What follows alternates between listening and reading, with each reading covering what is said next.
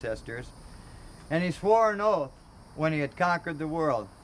And the oath states um, in 324 BC at Opus, "It is my wish now that all wars coming to an end, that you should be happy and peace. From now on, let all mortals live as one people in fellowship for the good of all. See the whole world as your homeland, with laws common to all, where the best will govern without regardless to race. Unlike the narrow-minded, I make no distinction between Greeks and barbarians. The origins of citizens or the race to which they were born is of no concern to me. I have only one criterion to distinguish them, and that is virtue. For me, any good foreigner is a Greek, and any bad Greek is less than a barbarian. If disputes ever occur amongst you, you will not resort to weapons, but will solve them in peace. If need be, I shall arbitrate amongst you. See God not as your autocratic ruler, but as a common father to all, and thus conduct yourself like the lives of brothers and sisters within the same family. I, on my part, see you all as equal, whether you are white, yellow, red, olive, or dark-skinned. And I should like you not simply to be subjects of my commonwealth, but members of it, partners of it. To the best of my ability, I shall strive to do what I have promised. Keep as a symbol of love this oath which we have taken tonight with our libation." This is what Alexander the Great said. This is why Alexander the Great was great. Not because he conquered the world, but he conquered out of love to bring the world together in peace. So this is what Alexander the Great would say if he were to come out of this portal and talk to you today. So we're over here at Persephone. I made a effigy to Persephone. She's here over in North America. There were a lot of Indians here, so I put a headdress on her because she was queen of the underworld. There's a crystal skull here, a way to communicate with the dead ancestors, a way to bring forth her knowledge and her gift to mankind. And I've added on some jewelry because she was a queen, and just wanted to give the general idea that she is giving a gift, the gift of seeding the world and bringing forth the plant life. I'm trying to find the mysteries behind Greek mythology and the mysteries behind our religions and the essence of what our religions have taught us over the years. I'll get into that a little later on as far as what the underworld really does represent and what the underworld really means. But at this point, it's just a way of presenting her little doorway to the world, a way of focusing in on what kind of thoughts or what kind of images she might project into our minds. And so that's why I've put this thing together. A few items that I happen to have that work together for this kind of a structure. What's the significance of the crystal skull? Well, Indiana Jones and the crystal skull. I'm sort of an amateur archaeologist, and this is an Indiana Jones drinking mug from Disneyland. It's not actually a crystal skull, or I might have a lot more financial power than I do right now. But we wanted to get the image there, and it's not really so important that you get the actual crystal skull as that your mind can focus in on the projection from the other dimension, the underworld, or the other dimension that we eventually will go to, our consciousness will go to. So you don't necessarily need an actual quartz crystal skull, though it might help and it might be more valuable. But you need a way to mentally just focus in on the atmosphere of the underworld and the underworld god. The crystal skull is, our bone is like crystal, and so the crystal and skull sort of represents the infinite nature of our consciousness. It goes on and on. And so, through time, even though we die, we come back again. And that's an important point. We all are going to come back to this planet again, so we want to make the planet healthy as we live here. We want to clean up after ourselves. We want to make things better for our friends and our neighbors. We don't want to pollute. And we will be returning many, many times, so we want to think about that while we're living each and every time. Because if we pollute this world, eventually we're going to come back to a real bad place, because we will have polluted it to the point where we all can't live happily together. And I think that's what the projection of the Persephone is that she, as the earth goes through the seasons, the plants grow, they build up, they die, and then they grow again. Just like we grow old, and at the winter of our lives we die, and then we come forth again like new seeds and new consciousness in new bodies.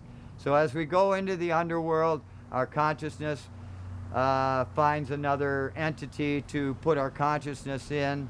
In the womb of a pregnant woman, we move into that consciousness, into the baby in the womb, and we come forth from that womb. That's basically what the thought's about, trying to project what we've all learned in Greek mythology. Well, as an amateur archaeologist, I wanted to double check on my facts. So I Googled on the internet maps to Hades. And I found this interesting map by Viagagio. I'm not quite sure how to even pronounce his name. But he shows a drawn map of Hades, or a map to Hades. And this map is positioned this way, but if we turn the map this way, we start to get an idea of what we're looking at. We have Lake Okeechobee right here and right here. We have Tampa Bay right here and right here. We have Charlotte Bay right here and right here. We have this line of I would say meteor craters right here and here and here. And we have the inlet into Cape Canaveral right here. So, and then we have St. John River and Jacksonville right up here. So the maps have changed slightly, but not all that much. So this is a map to the general area of Eden, where Hades was located. Some of the people that went to the underworld would go to the Elysian fields. These were fighters who fought in battle, warriors who deserved the best part of Hades. And they would go actually to the area around Tampa Bay. And then the people that didn't deserve such a good area, they would go over here to this side of the state of Florida, and they would be stuck over here. And well, they had different parts of Florida they would send individuals. And you have the River Styx, which with Charon, that would carry the people across the River Styx, and he would carry them across the Atlantic Ocean just north of the equator along the river that's in the Atlantic Ocean. He would bring them all the way across the Atlantic over into Florida. So naturally, when Hercules was looking to go into the garden of into the Hades to bring out whatever he had to bring out in Greek mythology. I'm sorry, I don't have the whole tale on my tip of my head. He had to come over here, and his battle was actually done in a physical realm rather than a spiritual realm. And then underneath this map of Florida, we have another map of Hades, which actually shows the area of the Anclote River. This is the Oceano, which would be the Gulf of Mexico. This would be the Anclote River.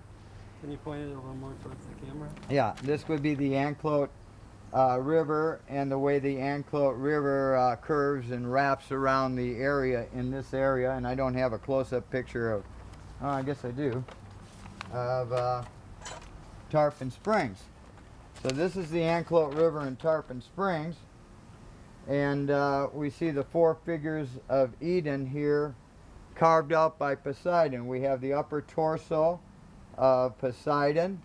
Down here below Poseidon we have the head of Atlas and his upper body and his arm sticking down here, and he's almost kneeling down here. And then across from Atlas we have Atlas's wife Hesperus. And we see her head, we see her face, we see the back of her shoulder, we see her lower back, her buttocks, her upper leg, her knee, her lower leg, and her feet. And then behind Atlas's rear end we see a serpent head, and then it goes off into a curving river over here. So we have the dragon laden. So we have the four figures of Eden, the Godfather, Adam and Eve, and the serpent, all drawn out on the landscape of Tarpon Springs, and they're all drawn out on the river that was the river of Hades. So I think these two maps, even though they're not exact portraits of each other, indicate that Florida and the area around Tarpon Springs was the prime location of Hades and the Garden of Hesperides. They even show Persephone's garden south of Tarpon Springs here, which would be, actually it would be, if you turn this map over, most people can't recognize this for the four figures they are. This is the way we would normally look at a map, and I looked at this for about 3 or 4 months before I finally turned it over and I could see the four figures. It took me 4 months to turn the map over. Once I turned the map over, it was easy to see the four figures. But if you have it properly set up here north to south, according to this map, the Grove of Persephone's would be Palm Harbor, where all the oranges grew back in old times. So it's a pretty good indicator that we're at the proper location. And one of the rivers was called the River Lilith, and the first wife of Adam was called Lilith, and we have a dog right here which I've named Lilith. So it all seems to kind of match up. Oh, and the palace of Hades would have been the aquifer, would have been the underground aquifer, where there's an underground river running underground, and according to Greek mythology, underneath the Garden of Hesperides there was an underground river as well. So all these facts seem to come together to indicate where Eden and the Garden of Hesperides really was. Eden would have been Florida. The Garden of Eden would have been the river that was carved out by Poseidon. And then we get the river being carved out in Judeo-Christian mythology in the Bible of God carving out a river for Adam and Eve. Well, God made the stars and the galaxies and maybe other universes, but as an afterthought he came along and he carved out a river for Adam and Eve. And I would think that if you knew how to make galaxies and stars and planets, that you might not forget a little river in the process.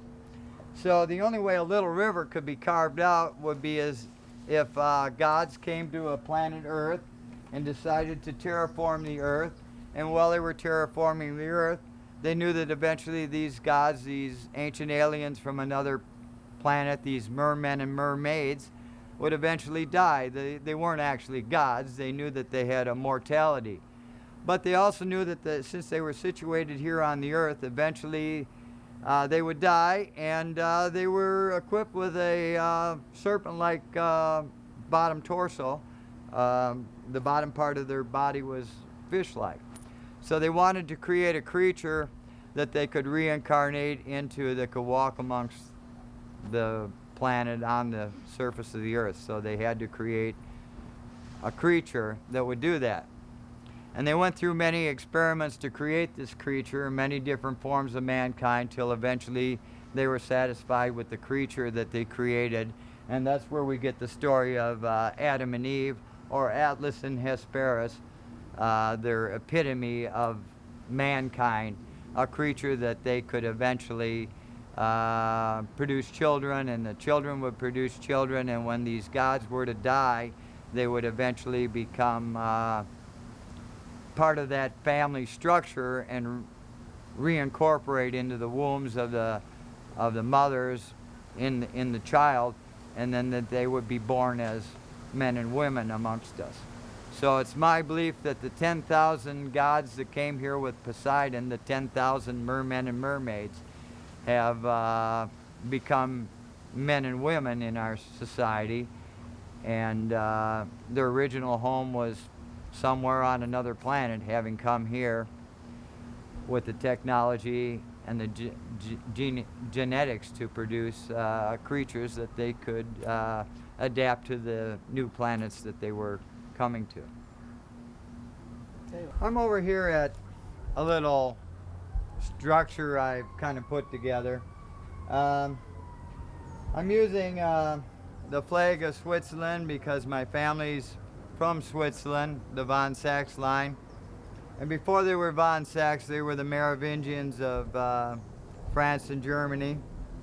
And the crest here is the crest of the von Sachs family. And you'll notice that this is like a bear with a rope, a gag tied around the bear's mouth. And there's a shield with two sacks. And it's all situated on top of a helmet, a warrior's helmet. So I got that off the internet, and I just put it together in a little frame because I was proud of my family's work in Switzerland. It took 200 years for my family to bring democracy to the Swiss. My family in Switzerland in the 12, 13, and 1400s went broke arming the peasants and providing military aid to the peasants and teaching the peasants how to fight the Pope and the Emperor. And they were fighting the Pope and the Emperor basically because the Pope and the Emperor were corrupt. My family was righteous and wanted the righteousness to be extended down to the people. So in order to have the people get their righteous share of the earth, the people had to gain their authority over their land above and beyond what the Pope and the Emperor were offering. So first my family in the form of St. Bernard started the Knights Templars, and then the Knights Templars were attacked in France by Philip the Fair and the Pope, and half the Knights Templars went into Scotland and the other half went up into Switzerland. And that's how my family went up into Switzerland. And this is a Templar sword, or a Masonic sword. And democracy wasn't won by a prayer. They had to get rid of a lot of bad people. And a lot of battles were fought, but in 1499, Ulrich von Sachs brought independence to the Swiss people. The Swiss people have forgotten that. My family has about 6 or 8 castles in Switzerland now that belong to the Swiss people that have never really been paid for or ever really returned to my family. I have this as sort of an outpost. On the North Pole and the South Pole, there's little igloo outposts, and there's 3 poles to the earth. There's a pole at the South Pole, there's a pole at the North Pole, and there's a third pole, which is the Amphala, which is the belly button. And the belly button comes out of the Garden of Hesperides. And so I put this little image together as claiming the Garden of Hesperides for the righteousness of the family line and for civilization, because civilization doesn't just come about naturally. It has to be derived by conflict and wars and eliminating bad people, because there's a greed element involved in the bad people. And then again, the people have to rule themselves. So my family gave up the royalty of Switzerland in order for the people to have a democracy. And the first modern democracy was established in Switzerland.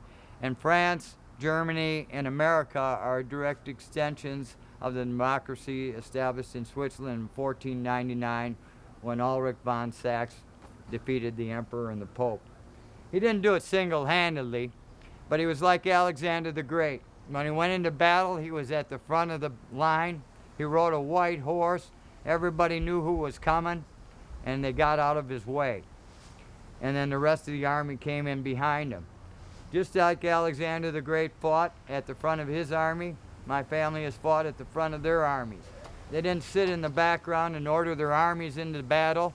They went into the battle at the front of their army so that the rest of the army would have courage in the efforts of that family. Just as Jesus stated the truth in front of the temple at Israel about the moneylenders in the temple, it takes that kind of courage to establish truth again. And so the truth of the fact here is that the navel of the earth was here at the Garden of Hesperides.